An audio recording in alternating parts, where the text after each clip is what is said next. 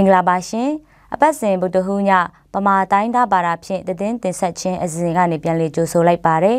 ဒီနေ့ညတင်ဆက်ပေးရမယ့်သတင်းတွေကတော့အလန့်ဘုံအထက်တန်းကျောင်းမှာကျောင်းသားတစ်တွေလက်ခံနေတဲ့သတင်းစစ်ကောင်စီတပ်တွေရဲ့ဖမ်းဆီးခြင်းခံရတဲ့ပြည်သူ၃ဦးပြန်လွတ်လာတဲ့သတင်းတွေပဲဖြစ်ပါတယ်ကျွန်မရှိမွန်ကတင်ဆက်သွားပါမယ်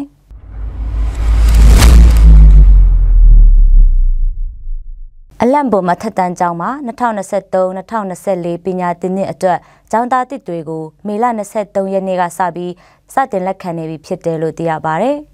။အဆောင်နေမဲ့ကျောင်းသူကျောင်းသားတွေကိုမေလ23နဲ့25ရက်နေ့ကစတင်လက်ခံနေပြီးကျောင်းသားဟောင်းတွေကိုမေလ25နဲ့30ထိလက်ခံသွားမှာဖြစ်ပြီးတော့ကျောင်းသားတစ်တွေကိုတော့မေလ25ရက်ကနေဇွန်လ15ရက်နေ့ထိလက်ခံသွားမှာဖြစ်တယ်လို့သိရပါတယ်။အဆောင်နေမဲ့ကျောင်းသူကျောင်းသားတွေက3,500ထည့်ဝင်ရမှာဖြစ်ပြီးစောင်းကျောင်းဝတ်စုံ2စုံလွယ်အိတ်တစ်လုံးလေးစင်သမင်းကြိုက်နဲ့ဒါသို့မဟုတ်ပေါက်တူးတွေယူဆောင်လာရမှာဖြစ်တယ်လို့လည်းသိရပါတယ်။အလန့်ဘုံမထက်တန်းကျောင်းမှာတစ်နှစ်ထက်တစ်နှစ်ကျောင်းသားဦးရေများပြားလာတာကြောင့်လွန်ခဲ့တဲ့2020နှစ်ကစပြီး9ရက်နဲ့10တန်းကိုအလန့်ဘုံအထက်တန်းကျောင်းမှာတင်ကြားပြီးအလေတန်းကိုတော့တွန်ဘုံကျောင်းမှာခွဲပြီးတင်ကြားပေးနေတာဖြစ်ပါတယ်။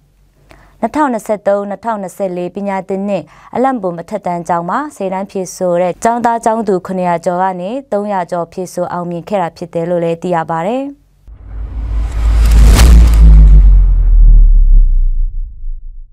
ရှမ်းပြည်မြောက်ပိုင်းနမ်ကတ်ရွာကနေစစ်ကောင်စီတပ်ခလာရ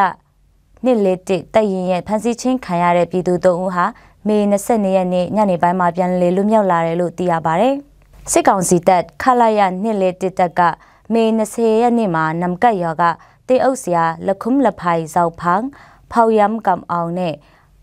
ခန်းဒမုံဆန်တို့ကိုဖမ်းဆီးခဲ့တာဖြစ်ပါတယ်။ဖမ်းဆီးထားတဲ့တေအုပ်ဆရာအဖွဲ့ကိုပြန်လည်လွတ်ပေးဖို့အတွက်ရွာလူကြီးရက်မိရဖတွေနဲ့နေမြေကာကွယ်ရေးအဖွဲ့ကလူကြီးတချို့တွားရောက်ညှိနှိုင်းမှုတွေလုပ်ခဲ့တာကြောင့်လွတ်လာပေမဲ့အလိုရှိတဲ့အချိန်မှာပြန်လည်လာဖမ်းမှာဖြစ်တယ်လို့စစ်ကောင်စီကပြောကြောင်းဒေသခံတွေရဲ့ပြောချက်ရသိရပါတယ်။အခုလိုပြည်သူ3ဦးကိုဖမ်းဆီးရတဲ့အကြောင်းရင်းအပြည့်စုံကိုမသိရပါဘူးစစ်ကောင်စီတပ်တွေရွာထဲဝင်လာတိုင်းအကြောင်းရင်းမသေးချပဲစစ်ဆေးတာတွေပြဿနာရှာတာတွေအမြဲတမ်းလိုပြုလုပ်နေတာကြောင့်ပြည်သူတွေကြောက်ရွံ့နေကြရတယ်လို့ဆိုပါတယ်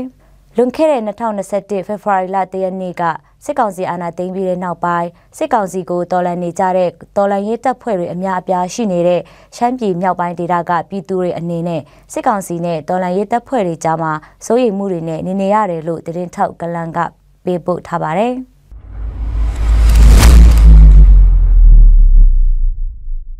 သတင်းတင်ဆက်ခြင်းပြီးဆုံးသွားပါပြီ။ကြည့်ရှုနားဆင်ခဲ့ကြတဲ့ပရိသတ်အပေါင်းကိုစိတ်နှပြရှင်လန်းချမ်းမြေ့ကြပါစေရှင်။